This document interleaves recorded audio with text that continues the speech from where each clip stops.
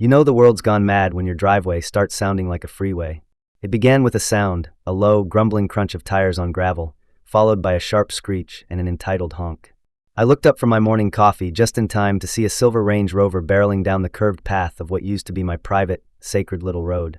The driver, a teenager with a varsity jacket and zero concern for property lines, didn't even flinch as he sped past my garage, narrowly avoided my dog Max, and zipped through a makeshift exit at the far end of my lot that, I assure you, I never built.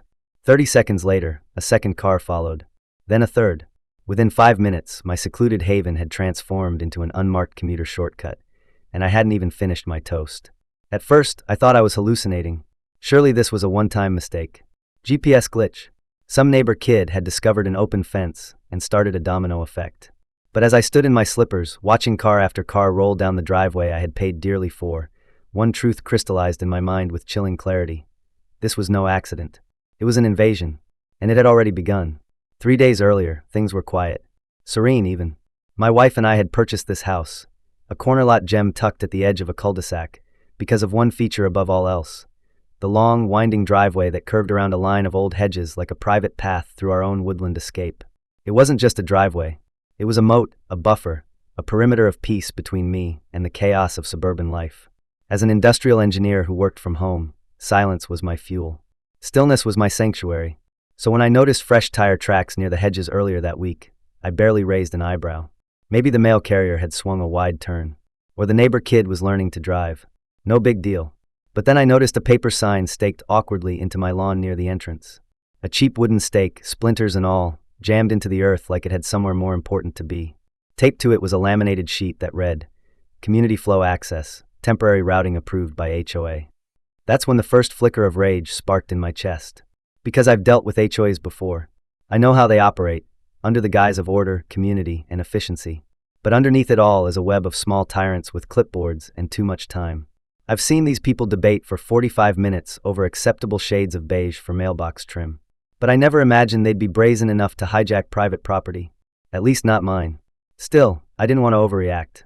Maybe this was a mistake. Maybe it was just a miscommunication. So I took the sign, walked the quarter mile to the HOA's office, a poorly repurposed model home turned bureaucratic purgatory, and asked to speak to whoever was in charge. That's when I met her. Karen. Yes, her real name was Karen. And yes, she lived up to it in ways that transcended cliché. She had the posture of someone who had never been wrong in her life, and the kind of smile you only see on perfume commercials, right before they turn into horror films. When I explained what I'd seen, she blinked slowly and said in a syrupy voice, "Oh yes, that's just a temporary solution while we finish repaving Maple Drive. We needed a little traffic relief, and your property is just so accessible." I told her flat out that she had no legal right to redirect traffic through my land. Her smile widened like she'd been waiting for this moment. "Actually," she said, tapping on her iPad with a French manicured finger, "your property lies adjacent to the community boundary. That technically makes it a soft access zone if approved by the board." I asked her to show me this so-called clause in any legal code, and she promised, again with that predator's grin, that she'd be happy to review the documentation at next month's meeting. Next month, after their construction project would be complete, after my driveway had been trampled into a de facto highway. I walked home in a haze of disbelief. Maybe I was overreacting. Maybe I should just put up a gate. But the next morning, I discovered something worse than any HOA sign. A gate had already been installed. Not by me. Not with my permission. There it stood, orange traffic cones, reflective tape, a freshly packed bed of gravel, and a wooden sign that read, "Exit only, please drive slow." On my land. Someone had removed a bush to make room for the exit path. Someone had graded the side yard with a shovel and a straight face. Someone had decided that my property was easier to invade than to negotiate with. That night, I called Barry. My cousin. My lawyer. Not the fancy briefcase kind, but the type who owns a barbecue smoker bigger than his Honda and keeps law books next to the propane tank. I laid out the situation. Barry didn't even interrupt. He just said, "Document everything. Photos. Dates. Videos. Don't touch the gate yet. Let them dig their grave." I asked what I should do in the meantime. He said, "Let them drive. Then we make them pay for every inch." The next morning, I stood on the porch with Max at my side and watched a convoy of 7 SUVs glide down my once pristine driveway like it was an airport tarmac. One driver honked because my trash can was slightly in the way. Another waved at me like I was the valet. A mother in a minivan even slowed down to ask if I could move my mailbox so she could swing wider. That evening, my neighbor Mitch, God bless him, lingered a little too long by the hedges. Mitch is the kind of guy who volunteers for HOA cleanup, but secretly drinks beer in the back of his truck during board meetings. He looked nervous, guilty, like a man who knows a secret and can't bear to keep it. I asked him what was going on. He glanced around, leaned in, and whispered, "Karen's pushing to make this permanent. They're going to petition the county. She's calling it an unofficial emergency easement. She's already got 2 board members to sign off." I stared at him like he'd just told me my house was built on cursed burial ground. He scratched his neck and added, "She only needs 3 more. That night, I stood at the edge of my land, beer in one hand, Max beside me, staring at the gravel trail where my green grass used to be. I wasn't just mad. I wasn't just annoyed. I was violated. They weren't stealing some abstract principle of peace. They were stealing dirt. My concrete, my driveway. And the worst part, they thought I'd let them, that I'd roll over, that I'd compromise. They had no idea who they were dealing with. I wasn't just a homeowner. I was an engineer, a designer of mechanical deterrence systems for industrial facilities. I'd built spike strips that could get a forklift at 30 miles per hour. I'd developed retractable barriers that could stop an 18-wheeler in its tracks. And now, I was about to turn that knowledge loose on the HOA. As I whispered to Max that night, "They want a road? I'll give them a road they'll never forget." By the time I woke the next morning, something had shifted. Not just in me, but in the neighborhood. There was a certain rhythm now to the trespass. A schedule. A routine. The hum of tires over gravel had become as familiar as the ticking of my kitchen clock. Max, ever the vigilant shepherd of our domain, had stopped barking. Not out of acceptance, but exhaustion. We were outnumbered, and he knew it. Still, I wasn't ready to act. Barry had advised patience. "Let them overstep," he'd said. "Let them give you something worth burning them down for." I didn't have to wait long. That Friday morning, just as the sun was peeking over the pine trees lining the property, I noticed new markings along the eastern side of the yard. Fluorescent orange paint sprayed directly onto my grass, curving like veins along the border. They hadn't even bothered to hide it, survey lines. Someone had staked out a corridor running from the back fence to the main street. The same fence that had once marked the end of the community greenbelt. The same fence Karen's crew had begun to quietly chip away at under the pretense of flow. But now there was more than paint. Small flags fluttered in the breeze, blue, red, and yellow, indicating underground lines, utilities, water routes. They were preparing for something permanent, something invasive. I went to the back gate and found a laminated notice stapled to the post. Preliminary inspection, utility access assessment, authorized by HOA Oversight Committee. It even had a little smiley face stamped at the bottom, as if that softened the blow of watching your land be dissected like a science fair project. Later that day, I received an email from a generic HOA address with no name attached. It read, in its entirety, "Dear resident, please note that surveyors may be present on your property between 8 a.m. and 6 p.m. over the next 3 days as we conduct feasibility assessments for future community infrastructure upgrades. Your cooperation is appreciated." There was no signature, no legal disclaimer, just assumption. Bold, unrepentant assumption. I called Barry immediately. "They're prepping for construction," I said. "They're marking my lawn like it's a construction site. No permits, no warning, nothing." Barry's voice was calm, almost amused. "Perfect," he said. "Let it happen. Every inch they cross is another nail in their own coffin. Just keep watching. And keep that camera rolling." By Saturday, the utility trucks had arrived. White vans with tinted windows, no branding. Just magnetic stickers that said Community Grounds Crew. The same 4 men, vests, gloves, and an air of robotic detachment, walked the property line with clipboards and laser tools. One of them had the audacity to wave at me like we were old friends. I didn't wave back. Instead, I filmed everything. Every step. Every spray of paint. Every time one of them used my garden hose without asking. They even opened a panel on my irrigation system and made a note of the water pressure. For planning, one of them mumbled. But it wasn't until Sunday morning that I realized Karen had escalated. Max started growling before I even opened my eyes. A low, sustained rumble like thunder stored in a dog's chest. I got up, groggy, and followed the sound. There, in the backyard, standing in the middle of my vegetable patch, were 2 men with a measuring wheel and a set of metal stakes. They were arguing about which direction the drainage would flow best. One of them pointed directly at my shed. "We could trench right through here and connect it to the south channel. Won't even need to reroute." My shed. My tools.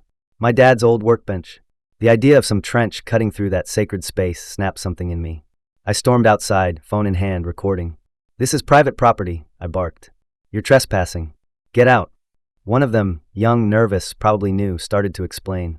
"We were told this was pre-approved land for inspection." I cut him off. Show me the permit. He fumbled with his phone. No permit.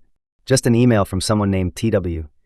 Likely Todd, Karen's smirking, scrawny nephew who fancied himself a logistics genius. The other man, older, heavier, with the kind of smug that comes from decades of being told yes, stepped forward. You can't stop us. This is HOA authorized work. I pointed toward my kitchen window. Do you see that camera? It's streaming live. You have 10 seconds to leave, or I call the police and report unlawful entry. They left, muttering. One of them kicked a pepper plant on the way out. That night, I sent the footage to Barry. He replied with a single word, beautiful. By Monday, it wasn't just my property they were targeting. It was my reputation. I got 3 letters in the mail. One was a friendly reminder that my lawn was not in compliance with community aesthetics due to the scattered presence of industrial gravel. The second was a request for clarification regarding recent alterations to vehicular access structures. And the third, a violation notice citing hostile interaction with authorized personnel. It was signed by Karen. And attached was a photo, grainy, poorly framed, of me standing barefoot in my yard, yelling at the 2 men. No context. Just the headline. Aggressive homeowner interferes with safety assessment. It was character assassination, HOA style. No direct attack. Just a slow leak of poison into the community's ear. That evening, as I was reviewing the footage from my trail cams, I caught something. A shadow moving along the eastern fence line at 2:46 a.m. Not an animal. Not the wind. A figure in dark clothing carrying something. I enhanced the footage. A ladder. A bag. The figure propped the ladder against the HOA-installed exit gate, climbed over, and snuck across my lawn toward the rear shed. Then, light from a phone flashlight. They crouched near the keypad, took photos, then left the way they came. I zoomed in. The face wasn't clear, but the gait, the posture, it was Todd. He was trying to figure out how to disable my setup. He wanted to know how the spike strip worked. Or maybe he wanted to plant something. I didn't know. But what I did know was this. They weren't just using my property. They were trying to take control of it. Quietly. Strategically. The next morning, I bought a second spike strip. Not retractable. Not elegant. Just a line of iron teeth designed to shred anything that dared roll over it. I placed it, carefully hidden, along the rear gate exit they kept insisting was community flow. Then I replaced the keypad with a decoy. Let Todd photograph it. Let him think he had the answers. Meanwhile, I prepared my next move. Karen had underestimated me. She thought this was about a driveway. About gravel. About a few orange cones and a repaving detour. But it wasn't. This was about autonomy. Territory. Line in the sand stuff. I wasn't just defending my property. I was defending the very idea that someone could own something and not have it stolen by a well-dressed tyrant with a digital tablet and a false smile. And then came the spark I was waiting for. A flyer distributed door-to-door, inviting residents to an emergency HOA town hall, community access optimization discussion. It was happening Thursday night. The agenda? Improving traffic efficiency through temporary easements. I laughed when I saw it. She was going to make a move. Official. Recorded. Public. I would be there. Front row. With Barry. And with something far more valuable than any speech, evidence. The pieces were falling into place. And soon, Karen would find out that not all roads lead to her. Some of them lead to consequences. Thursday evening arrived with a deceptive calm, the kind that settles just before a thunderstorm tears the sky open. I stood outside the community clubhouse, a converted ranch-style building with peeling paint and overly ambitious signage that read, "Welcome to Harmony Hills." Nothing about this evening would be harmonious. I could feel it. Inside, folding chairs had been set in neat rows, each one already claimed by curious neighbors, bored retirees, and the always-present HOA sycophants who lived to applaud anything that sounded like optimization or community enrichment. I walked in with Barry right behind me, dressed in what he liked to call his courtroom Hawaiian, a loudly printed shirt tucked into jeans, a clear middle finger to the HOA's dress code. I carried a rolled-up printout of my property deed, and Barry, ever theatrical, held a small USB stick between 2 fingers like it was nuclear-launched data.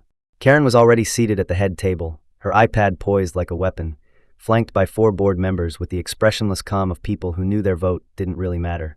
She spotted me and smiled with the bland civility of someone mentally arranging your funeral. "Ah, Mr. Reinhardt," she purred. "So glad you could join us. We were just discussing your valuable contributions to neighborhood traffic." I gave her nothing. Not a smirk. Not a nod. Just took my seat near the center aisle, directly in view of the projection screen behind her. The meeting opened with pleasantries, community updates, and 2 minutes of painfully forced laughter as someone made a joke about mailbox height standards. Then Karen cleared her throat and tapped her iPad. The screen behind her lit up with a PowerPoint slide titled, "Temporary Easement Proposal Parcel 74B." My parcel. My land. My driveway. Below the title, Comic Sans bullet points spelled out their plan: temporary emergency access routing, board-approved maintenance allowance, and something so ludicrous I almost laughed aloud: resident integration for smoother vehicle dispersal. Barry leaned in and whispered, "She's really trying it." I raised my hand. Karen ignored me and continued. Due to the ongoing construction delays on Maple Drive and our commitment to uninterrupted community flow, the board has approved a motion to temporarily designate Parcel 74B as an alternate exit corridor. This will reduce pressure on the eastern quadrant and allow for safer, more equitable traffic distribution. She looked at me then, eyes gleaming. Of course, we're open to homeowner feedback. I stood. Parcel 74B, I said slowly, holding up the deed, is privately owned, not community property. Any designation requires owner consent, county approval, and, in your case, divine intervention. A few chuckles rippled through the audience. Karen's smile didn't falter. Technically, she said, tapping her iPad with increasing force, the parcel is adjacent to communal territory, and the board has agreed. Barry cut in louder. The board's agreement is irrelevant if it's based on false premises. This, he held up the USB stick, contains footage, correspondence, and digital documents showing multiple instances where the HOA knowingly trespassed, altered property without permission, and distributed materials containing legal inaccuracies. The screen behind Karen flickered. Barry had linked the USB to the projector without asking. And suddenly the room wasn't looking at diagrams or sanitized bullet points. They were watching video. First, the grainy clip of the two men in my backyard, discussing trench routes near my shed. Then the midnight footage of a figure scaling the back gate, taking photos of the keypad. The room shifted. Postures straightened. Heads tilted. Someone whispered, "Is that Todd?" Karen's face stiffened. "This is not an approved media presentation," she snapped. "We will not." But Barry raised his hand, calm and deliberate. "You wanted feedback," he said. "This is ours." Karen moved to cut the feed, but one of the board members, Alan, the quiet one with permanently tired eyes, held her back. "Let it play." The video ended with a time-stamped freeze frame, Todd's blurry face near my keypad, his hand on the gate lock. Then came the silence. Not awkward, not confused. It was the silence of realization. Karen tried to recover. These were isolated miscommunications. The board was unaware. Barry stepped forward. "This document," he said, producing a printed copy of her internal memo, "details your intent to proceed with rerouting traffic through Parcel 70, 4B regardless of homeowner resistance. You distributed this before any vote. That's intent. That's abuse of process. That's liability." And then Alan spoke. "I vote for a motion to suspend the proposal and investigate the conduct of this office." Another board member, whose name I'd never bothered to learn, immediately followed with, "Seconded." A third. "All in favor?" Every hand but Karen's went up. She sat frozen, lips twitching, fingers digging into her tablet as though willing it to reverse time. The meeting ended without ceremony. No applause. Just the quiet exodus of neighbors processing what they'd seen. Barry and I stepped outside into the cool air, the USB now safely back in his pocket. "She'll retaliate," I said. Barry grinned. "Let her. We've got the upper hand now. And she knows it." But I didn't go home. Not right away. I drove 10 minutes down the road to the county assessor's office and walked inside with a folder of documents under my arm. A clerk named Josephine smiled as I approached. "Mr. Reinhardt," she said. "Back so soon?" I nodded. "I'm ready to finalize that land purchase." She printed out the paperwork without hesitation. And just like that, the small triangle of neglected land behind my back fence, the same triangle Karen had been using to justify her flow corridor, was mine. Quietly. Legally. Entirely. She had no idea yet, but the shortcut she built her empire on was about to collapse under the weight of a single notarized deed. The next morning, I left an envelope on her desk at the HOA office. Inside, a copy of the deed and a sticky note that simply read, "Not adjacent anymore." She didn't respond. But that night, I noticed something new: no traffic. No headlights slicing through my hedges. No Range Rovers honking at trash bins. Just stillness. Sweet, earned stillness. Karen wasn't done, of course. I knew her well enough by now. She would regroup. She would plot. But she'd made her first public mistake. And the neighborhood had seen it. The myth was cracking. And once a tyrant bleeds, even their loyalists start to look for exits. I sat on the porch with Max, a cup of black coffee in hand, the gravel beneath the spiked plate glistening under the porch light like a minefield of tiny daggers. "We're not done yet," I whispered. "But damn, we're getting close." Max let out a quiet, approving growl. The kind you make when you know the fight is yours to finish. 2 weeks passed in an eerie, almost sacred calm. No SUVs, no gravel storms, no tire streaks staining the curve of my driveway like war paint. The spike strip lay dormant beneath its bed of sharp stone, a steel mouth waiting in silence. I knew better than to believe in peace. This wasn't a resolution. It was a recalibration. The HOA, especially Karen, was too stubborn, too self-righteous, too drunk on procedural power to surrender just because she'd lost a single vote. No, she was waiting, scheming, and like every good predator, she'd strike when everyone else had stopped looking. Her silence was a strategy, not a defeat. I spent those 2 weeks reinforcing everything.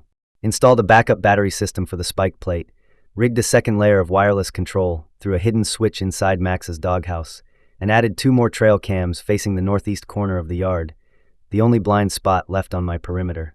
The more paranoid I became, the more meticulous I got. Barry, meanwhile, had been chasing down whispers. Turns out, the HOA had a discretionary fund that Karen had been tapping into under the label Infrastructure Soft Cost Allocation. That same fund had paid for the gate, the gravel, and the community crew that trespassed on my property. Barry had sent an inquiry to the county office requesting a transparency audit, but he told me to keep it quiet. We were waiting for her next overstep. It came not with noise, but with ink. On a Wednesday morning, I opened my mailbox to find the latest issue of the HOA newsletter. 4 glossy pages, faux-friendly design, pastel blue borders, and that same Karen signature at the bottom of every section. But something was different. Buried on page 3, in an article titled Safety Improvements and Emergency Preparedness, was a proposal.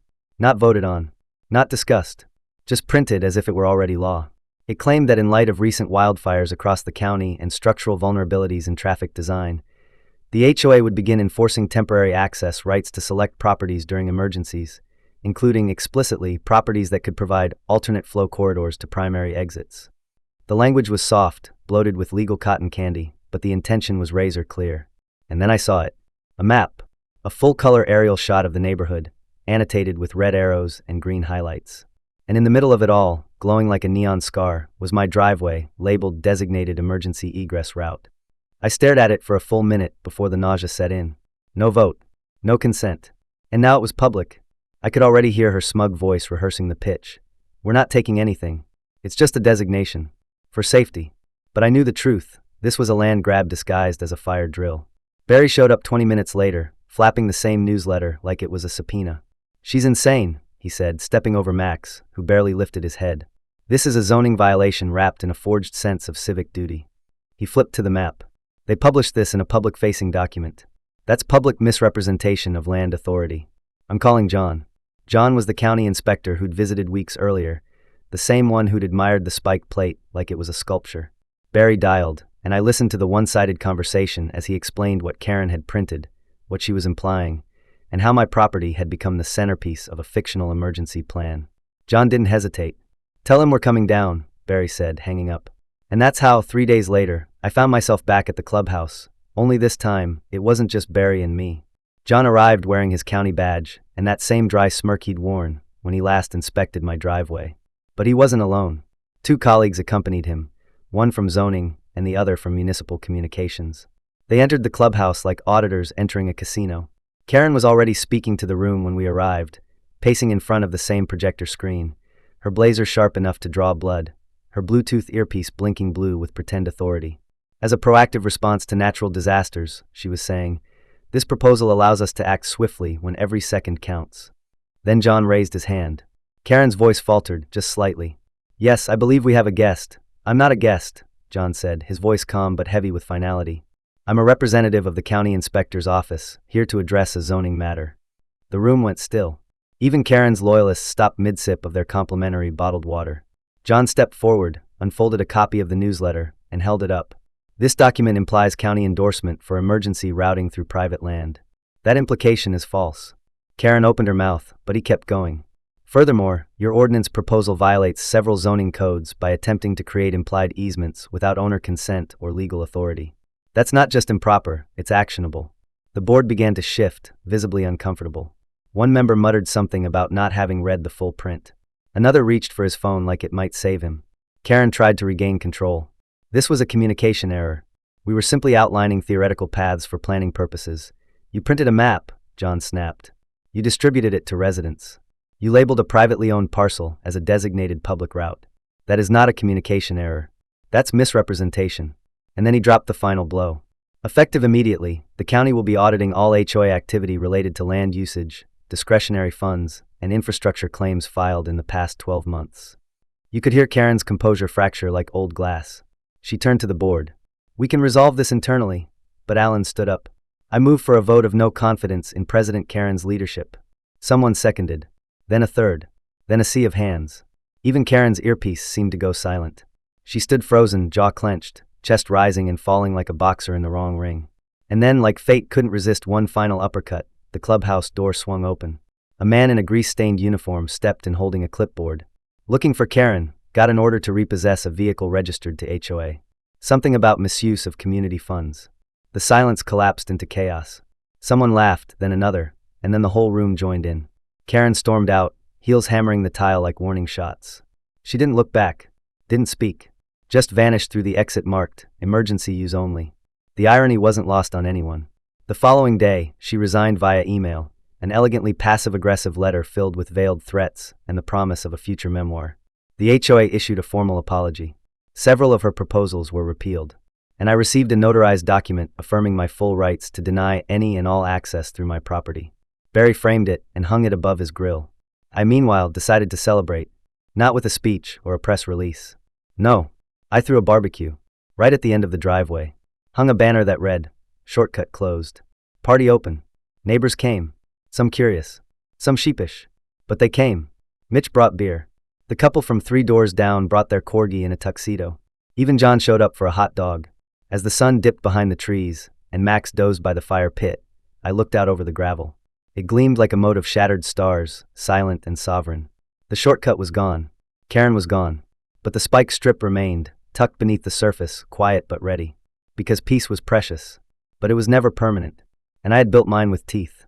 Even with Karen gone, the air never truly settled. Not in a place like this. Authority doesn't evaporate, it lingers, clinging to routine and whispers, morphing into subtler forms. Sure, the board had restructured. A few apologetic faces had stepped forward, and I'd received more than one embarrassed casserole from neighbors who used to wave as they rolled through my driveway like it was an on-ramp. But something colder had crept into the margins, hesitation. People looked over their shoulders now. Conversations about flow dried up. The new HOA president, Alan, seemed content to smile and nod through meetings, refusing to touch anything remotely related to easements, driveways, or, God forbid, spike strips. It should have felt like a win, but I knew Karen better than they did. Her departure was never about surrender. It was about distance, about pulling strings from the shadows. So I waited. I kept my cameras rolling. I installed a pressure sensor beneath the gravel strip, linked to a silent alert system on my phone. Nothing got through without me knowing. Days turned into weeks. And then in late October, the final play arrived. Not with a knock or a newsletter, but with a plain white envelope taped to my front door. No return address. No HOA letterhead. Just one line typed at the center. This property remains subject to community emergency routing during periods of disruption. That word again, routing. So vague, so weaponized. I brought the letter to Barry, who scanned it with the casual disdain of someone reading a parking ticket on a windshield he hadn't parked. "This is bait," he muttered. "They're testing your nerves, trying to provoke a response they can use." But I wasn't going to bite. Not directly. Instead, I started digging. Not just into HOA documents or zoning codes, but into Karen. Where she went. What she still touched. It didn't take long. While she was no longer president, she had taken on a new title, Community Resilience Consultant. Unpaid, unofficial, but powerful. Her name appeared inside memos, on disaster preparedness proposals, even in the planning notes of an upcoming neighborhood evacuation simulation. That was the term that did it. Simulation. I attended the next HOA meeting, arriving early, sitting in the back with a notebook and a silent recorder in my pocket. The room was thinner now, less turnout, fewer cookies, more tension. Alan opened with a neutral agenda, landscaping budgets, holiday light regulations, and then, quietly slipped between line items, a motion to approve a community evacuation pilot path. I raised my hand before he finished. "Does that include private property?" Alan shifted, eyes flicking toward the secretary. "No specific parcels have been approved yet. It's just a framework in case of emergencies." Barry stood beside me this time, not as backup but as co-counsel. "Will Parcel 74B be included in this pilot?" he asked, voice sharp and clear. Alan hesitated. "We haven't made any designations. It's a theoretical route." "Then strike it from the draft," Barry said. "Or we file a preemptive injunction on Monday." There was a pause, then a reluctant nod. "We'll amend it." After the meeting, Alan approached me privately. You know Karen's still involved, right? He said, voice low. She's been pushing this under the radar, talking about disaster maps, county alignment, neighborhood safety. I nodded. She's trying to rewrite the map around me. He looked tired. She wants one win. Just one. You embarrassed her. She's bleeding influence, but if she can sneak this through, she gets to say she beat you. That it was never about the vote, it was about inevitability. That night, I drove out to the edge of the development. Past the cookie-cutter homes, past the fake ponds and white-fenced dog parks, all the way to the old developer's lot, an overgrown stretch of land that had been sitting untouched for years. That's where I saw it. A line of surveyor flags stretching from the main street straight toward my back fence. They weren't on my land, not yet. But they weren't far. And the color coding? Orange for conduit, red for cable, green for water. It was a blueprint in motion. A ghost road. I returned home and activated every failsafe I had. Reinforced the hidden plate. Rerouted the control wiring through a grounded relay to prevent signal interference. I even installed a failsafe kill switch inside my mailbox, old school analog, but untouchable by any remote system. And then I waited again. On Halloween night, it happened. I was handing out candy in the driveway, dressed as a retired action hero, aviator's fake scar, Max in a miniature camo vest, when I heard the unmistakable crunch of gravel. But not from the front, from the rear. I motioned to Barry, who had dropped by to steal bourbon and trade war stories. He followed me silently to the backyard. There, in the moonlight, four figures in dark vests were unloading materials near the triangle lot. One of them held a portable generator. Another carried what looked like a box of temporary lights. They hadn't crossed onto my land, but they were prepping. And just past them, standing near a clipboard and speaking into a walkie, was Karen. No costume, no disguise, just Karen. Full mask of certainty. I walked to the fence, silent until she noticed me. When she did, she didn't flinch. It's an exercise, she called out. Simulated night routing for the neighborhood response drill. On whose authority? I asked. The board amended your proposal. She smiled. This is separate. Sponsored by the County Resilience Initiative. Didn't you read the flyer? I hadn't received a flyer. Barry stepped beside me. That's because it wasn't distributed. It was posted on the HOA website, under Resources Emergency Plans Provisional Concepts. Karen beamed. We don't need permission to simulate a pathway. We're not building anything. You're trespassing, Barry said. Not yet, she replied, stepping forward. But let's not pretend this road doesn't exist in practice. It's the logical route, the efficient one. And sooner or later, logic always wins. You keep believing that, I said. The last woman who did ended up getting her SUV spiked. Karen didn't laugh. You can't block emergency flow forever. People remember who helps and who hinders. You've built your reputation on being a wall. That's not sustainable. I reached into my pocket and clicked the remote. The lights in the driveway flashed once, harmlessly, symbolically, like blinking eyes in the dark. Karen turned without another word. Her crew packed up and left. But the message was clear. This wasn't over. Not yet. Maybe not ever. She'd keep trying. From new angles, new job titles, under the banners of safety, resilience, progress. But now, I knew every trick in her book, and I'd rewritten the ending.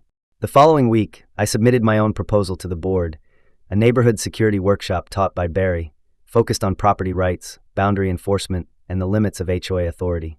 It passed, unanimously. Alan even offered to help promote it. I called it Know Your Lines. Fitting, I thought, because in this neighborhood, the war was never about roads. It was about lines. Who draws them, who defends them, and who dares to say, this far and no farther. As I stood again on my porch, Max beside me, the gravel shining under the porch light, I knew I hadn't just protected my driveway. I had defended the one thing they couldn't regulate, redesign, or reroute, the right to draw a line and hold it,